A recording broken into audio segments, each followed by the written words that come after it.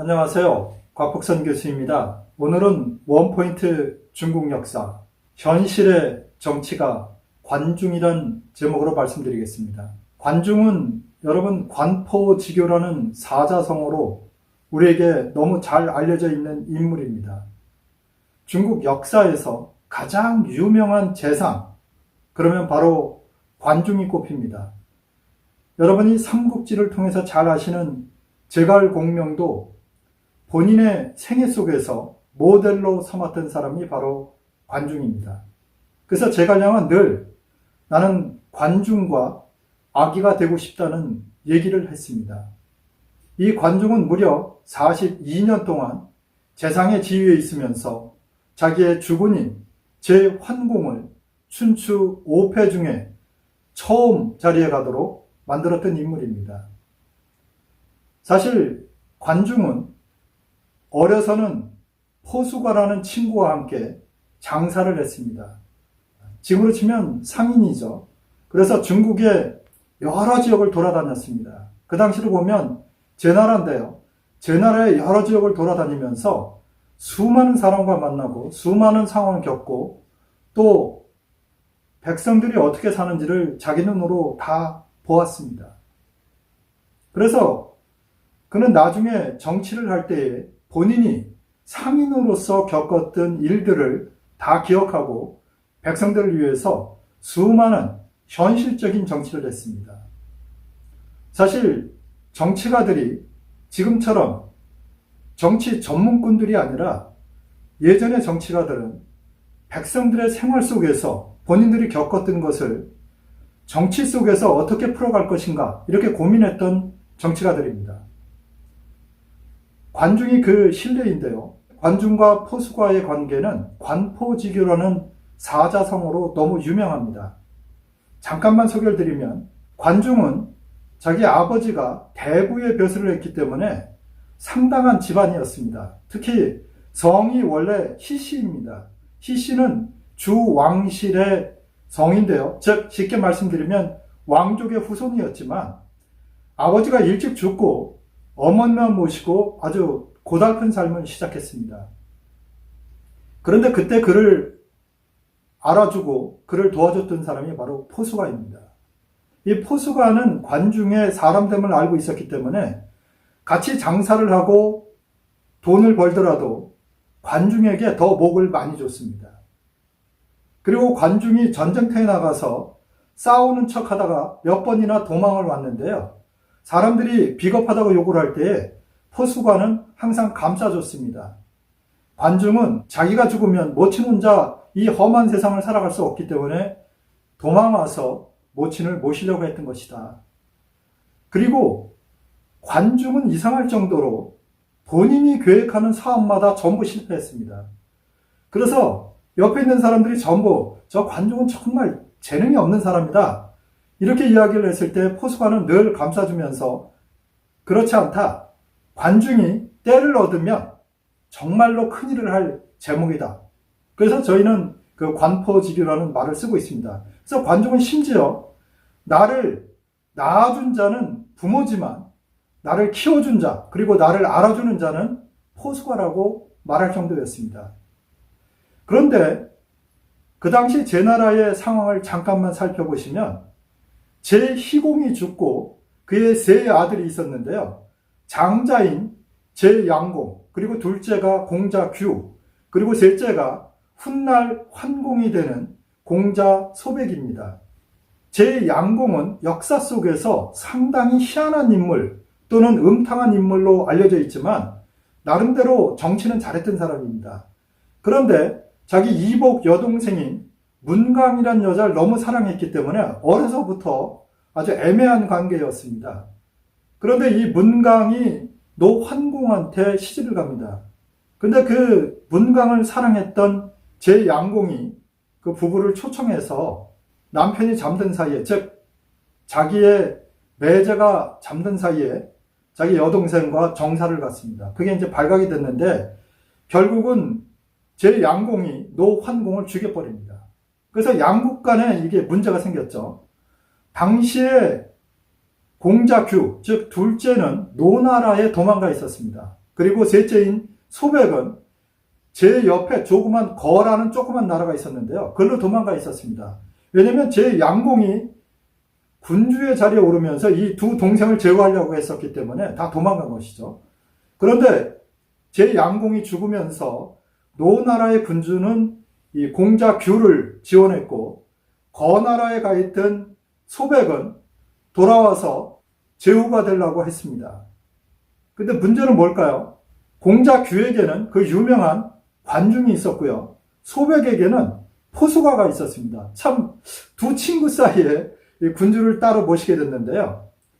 관중이 이 공자 규에게 건의를 합니다. 지금 공자 소백이 돌아와서 군주 자리에 앉으려고 그러니까 우리가 먼저 손을 써야 됩니다. 그러니까 저에게 병력을 주십시오. 그래가지고 30대의 전차를 이끌고 소백과 포수가가 오는 길목에 서 있었습니다. 그래서 오는 그 일행을 맞이해서 바로 관중이 활을 쏴가지고 소백의 가슴을 맞췄습니다.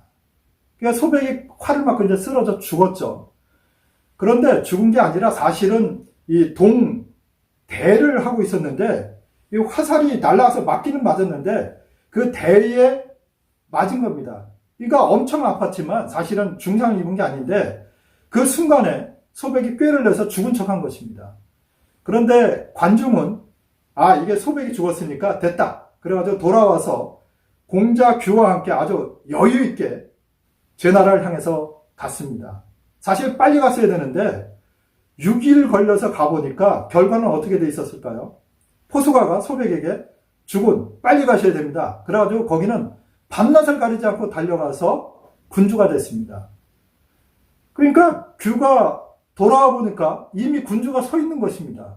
그래서 할 수 없이 노나라의 군대를 빌려서 자기 동생인 소백을 공격합니다. 근데 결과는 결국 제 나라 사람들이 이 규를 받아들이지 않았기 때문에 참패를 하게 되고 노나라로 도망갔는데요. 제황공이 군대를 이끌고 노나라를 칩니다. 그러니까 노나라에게 요구한 건 뭐냐면 공자 규를 죽이라. 그리고 그 목을 나한테 보내라. 그리고 두 번째는 그를 도와줬던 모사인 관중을 압송해서 나한테 보내라. 이 관중이 미웠죠. 활을 자기를 쏴서 죽이려고 그랬으니까요. 근데 사실은 그게 아니고 포수가가 황공한테 건의한 것입니다. 당신께서 이 제 나라의 군주로 만족하시려면 저로 족합니다. 그러나 당신이 중국 전역을 호령하려면 반드시 관중이 있어야 됩니다. 관중이 비록 우리 편이 아니지만 관중만한 인재가 없기 때문에 주군께서 관중을 받아들이시면 이 천하를 제패할 수 있습니다. 이런 건의를 했기 때문에 사실은 내가 죽이겠다 이렇게 말은 하면서도 돌아오면 바로 이제 중용을 하려고 그랬던 것입니다. 그런데 노나라에서도 신하들이 볼 때 관중이 뛰어난 인물이었기 때문에 노나라 군주에게 이렇게 건의를 합니다. 주군, 저 관중은 뛰어난 인물입니다. 우리 노나라에 놔두고 쓰셔야 되는데 만약에 관중이 말을 듣지 않으면 죽이셔야 됩니다. 제 나라로 보내시면 안 됩니다. 그의 목을 먼저 치십시오. 그래서 목을 담아서 보내십시오. 이렇게 이야기를 했습니다. 그러니까 이 관중이 사실 그 군주들 또는 신하들이 볼 때 뛰어난 인물은 틀림없습니다. 그렇죠? 그래서 제 나라에서는 관중이 죽을까봐 여러 가지 이제 계책을 내세워서 이제 관중을 겨우 빼왔는데요. 빼오자마자 관중과 제황공이 기록에 보면 3일 밤낮을 무릎을 맞대고 국가를 어떻게 다스릴지에 대해서 논의했다고 합니다. 사실 잠도 안 자고 밥도 안 먹고 3일 밤낮을 이야기했다는 기록이 있는데요. 뭐 밥은 먹었겠죠. 어쨌건 그럴 정도로 이 관중의 머릿속에는 국가를 다스릴 그럴 계책이 다 있었던 것입니다. 그래서 결국 제황공이 그 자리에서 관중에게 재상의 지위를 내립니다. 그냥 내린 것도 아닙니다. 종묘에 가서 제사를 지내면서 전 국민에게 알렸습니다. 이 관중이야말로 나를 도와서 폐업을 이룰 자이기 때문에 오늘부터 관중에게 전권을 주겠다. 이렇게 제환공이 이야기했던 것입니다. 그때 관중의 나이는 37살이었습니다. 관중이 폈던 정책을 보면 관중이 정말 뛰어난 사람이라는 걸 알 수 있는데요. 첫째, 그는 토지 제도를 개혁했습니다. 그래서 힘 있는 자들이 백성으로부터 토지를 못 뺏게 했습니다. 그 당시 이제 토지는 사유지였는데요. 못 뺏게 했고요. 토지의 등급을 정해서 등급에 따라서 세금을 따로 받았습니다. 그리고 두 번째는 소금과 철, 이 산업을 일으키는데 노력을 했습니다. 그리고 세 번째는 농업 발전을 위해서 굉장히 힘을 썼습니다. 그리고 네 번째 취한 정책이 상당히 의미 있는 정책인데요. 관중은 관료들의 중요성을 알았습니다. 그래서 관료를 등용하는 원칙을 세 가지를 세웠습니다. 하나는 덕과 의가 드러나지 않는 자는 존귀한 자리에 앉히면 안 된다. 그러니까 첫째 뭐겠습니까? 관료가 되려면 품성이 좋아야 된다. 그리고 두 번째는 국가에 대해서 공이 없는 자에게 아주 풍성한 복록을 줘서는 안 된다. 지금으로 치면 엄청난 월급을 줘서는 안 된다는 것입니다. 아무런 공적도 없는데 고위직을 차지하고 있는 자들이 굉장히 많죠. 관중은 그걸 알았기 때문에 안 된다. 그렇게 얘기를 했고요. 세 번째는 백성들에게 어떤 정책을 취했을 때 신뢰를 얻지 못하는 자는 고관의 자리에 앉혀서는 안 된다. 이 세 가지는 어찌 보면 현대 사회에서도 그대로 적용한다면 우리 관료사회가 상당한 높은 수준의 관료사회가 될 것으로 보입니다. 그리고 관료를 등용할 때에 그런 기준에 맞춰서 등용하면서 어떻게 했냐면 등용한 뒤에 일정 기간 시험기간을 가졌습니다. 그래서 관료가 실제로 잘해야만 높은 자리를 끌고 갔지 그러지 않으면 바로 면직시켰습니다. 아마 지금 공무원제도 좀 그렇게 바꾸면 상당히 많은 변화가 있을 것입니다. 그리고 관중의 가장 큰 장점은 뭐였냐면 외교정책이었습니다.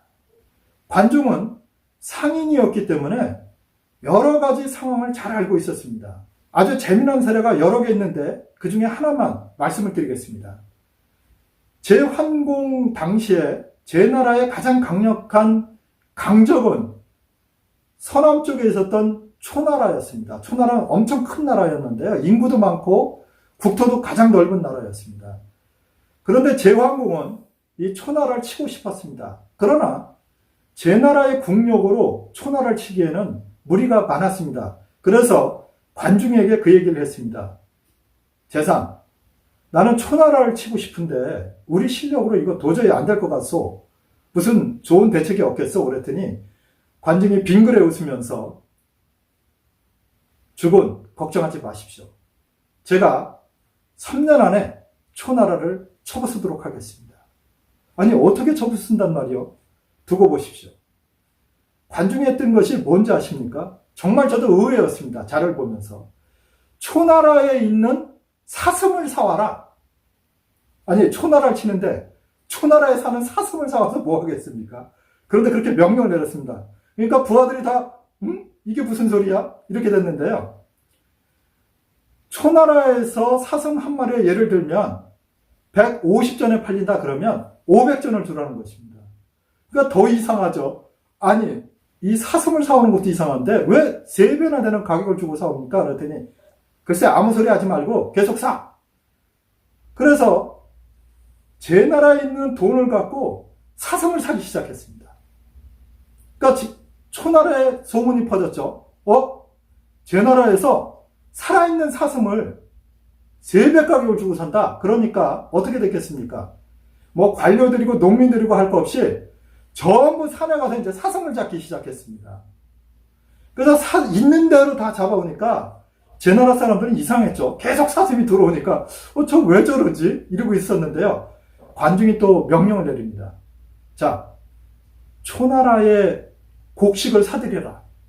그리고 초나라 인근에 있는 나라들의 곡식도 다 사라. 그래서 초나라와 제 나라 국경에 창고를 엄청나게 줬습니다. 그리고는 이제 쌀을 사오는데요. 이것도 가격을 3배씩 줬습니다. 그러니까 뭐 농민들, 뭐 초나라 농민뿐만 아니라 다른 나라 농민들도 전부 이제 제 나라한테 쌀을 파는 겁니다. 야, 이거 제 나라가 좀 이상한데? 어쨌든 그러면서 다 팔았습니다. 초나라 사람들은 농사도 안 짓고 사슴 잡으러 다니는 것입니다. 농민들은 뭐 농사 져봤자 돈도 얼마 안 되고 그러니까 이제 조금 짐작이 가십니까? 1년 정도 그렇게 하고 나니까 어떻게 됐을까요? 초나라에서 농사를 짓지 않고 농민들이 사슴을 잡으러 다녔으니까 1년 동안 농사가 거의 지어지지 않은 것입니다. 그 다음 해에 정작 초나라 사람들이 식량을 구하려고 보니까 없는 것입니다. 그래서 제 나라에 식량이 쌓여 있는 걸 아니까 제발 우리한테 식량을 팔아라. 관중이 어떻게 했을까요? 저는 그걸 읽으면서 이렇게 생각했어요. 이게 3배로 사왔으니까 한 10배로 팔려고 그러나? 그게 아니었습니다. 국경을 완전히 봉쇄해버렸습니다. 그러니까 이제 다른 나라로 갔겠죠. 이제 이 식량들을 사러. 근데 다른 나라도 상황이 비슷했습니다. 식량을 전부 제 나라에 팔았기 때문에 팔 식량이 없었습니다. 그러니까 다른 나라도 이제 제 나라한테 식량 좀 파세요. 이렇게 오는데 다른 나라한테는 조금씩 팔았어요. 그런데 초나라한테는 안 팔았습니다. 그러니까 어떻게 될까요? 초나라에서 이 굶주림을 견디다 못한 백성들이 제 나라로 오기 시작했습니다. 살려달라고. 그러니까 초나라는 아예 병력이고 뭐고 할 상황이 없었습니다. 그래서 결국 3년이 되던 해에 제 나라가 병력을 일으켜서 초나라를 완전히 초토화시켰습니다. 저는 이걸 보면서 역시 관중은 이 비즈니스의 귀재다 이런 생각이 듭니다. 물론 요새로 치면 매점 매서 비슷한 건데요. 어쩌면 그렇게 해서 초나라를 제압했는데요. 다른 나라를 제압할 때도 그러한 비슷한 정책을 썼습니다. 그래서 저도 이런 생각이 듭니다. 무릇 정치를 하는 자들은 현대나 옛날이나 할 거 없이 정말로 현실을 알기 위해서는 기업가가 되보든가 아니면 본인이 시장에 나가서 장사꾼이 되보든가 아니면 본인이 회사를 다녀봐야 한다고 저는 생각합니다. 그런데 관중에 얽힌 사자성어가 관포지기만 있는 게 아니라 노마식도란 말이 있습니다. 우리는 잘 모르시는데요. 노마식도란 말은 늙은 말이 길을 안다 이런 뜻인데요. 한 번은 제왕공과 함께 관중이 고죽국을 쳐들어갔습니다. 고죽국은 지금으로 치면요 요녕성 쪽에 있는데요. 완전히 요녕성은 아니고요. 지금 하북성과 이제 요녕성 경계지역입니다. 거기를 쳐들어갔는데 고죽국에서 거짓말로 항복을 하면서 황야지대로 다 도망갔습니다. 그래서 그걸 쫓아서 이제 갔는데요. 문제는 뭐냐면 처음 가보니까 이게 산은 하나도 안 보이고 막막한 벌판에 나갔는데 도대체 길이 어느 쪽으로 가야 정확한 길인지 알 수도 없었고 하필이면 그때 모래바람이 불기 시작했습니다. 그래서 이게 당황을 했죠. 적병은 보이지도 않고 본인들만 벌판에서 모래바람 속에 쌓인 것입니다. 날은 어두워가고요. 그러니까 제왕공도 당황을 했죠. 관중한테 재상 이거 어떻게 하면 좋겠어? 그러니까 관중이 너무 염려하지 마십시오. 부대마다 나팔을 불게 했습니다. 그러니까 서로 위치를 알 수 있었겠죠. 그래서 나팔 신호를 통해서 군주가 있는 대로 전부 직결을 시켰습니다. 그렇게 해서 이제 밤을 지새서 그 다음날 날이 밝으면 이제 길을 찾아서 가자 이랬는데 그 다음날도 대낮인데도 모래바람이 불어서 도저히 길을 구분할 수가 없었습니다. 이거 난리 났죠. 다른 나라에 쳐들어가서 이게 완전히 포위가 된 것이죠. 병력에 의해 포위된 것이 아니라 자연현상에 의해서 포위가 되니까 이거 못 빠져나가면 뭐 머리가 아픈 거죠. 지금 군량민이 뭐 이런 게 하나도 없는 상황인데요. 그러니까 이제 환공도 웬만해서는 당황을 하지 않는데 너무 당황을 해서 관중을 불렀습니다. 이거 어떻게 하면 좋겠어? 그러니까 관중도 고민스러웠습니다. 이걸 어떻게 가야 되나? 여러분 같으면 어떻게 하시겠습니까? 그러니까 관중이 조금 생각을 하더니 주군 한번 이런 방법을 써보시죠. 지금 연나라, 즉 자기들이 쳐들어왔던 고죽국이 연나라에 붙어 있습니다. 그래서 자기들이 갖고 있는 말 중에 연나라에서 쓰던 말들이 있는데 조금 말로서는 늙은 것들이죠. 이 늙은 말들을 한번 풀어놔 봅시다. 왜냐면 이 말들은 이쪽 지형을 잘 알기 때문에 말들이 가는 곳을 우리가 졸졸 쫓아가면 이 사막지대를 벗어나지 않을까요? 이렇게 이제 건의를 했습니다. 바람이 불고 아무것도 보이지 않는 그런 상황 속에서 이 말들이 움직이기 시작했는데요. 정말로 관중이 예측한 대로 말들은 초원지대를 향해서 갔기 때문에 이 군대가 쫓아서 가보니까 실제로 그 엄청나게 넓은 우리를 치면 황무지를 벗어나서 안전한 길로 들어설 수 있게 됐습니다. 그래서 옛날부터 노마 식도란 말이 중국에서 유명한데요. 그 얘기는 무슨 얘기냐?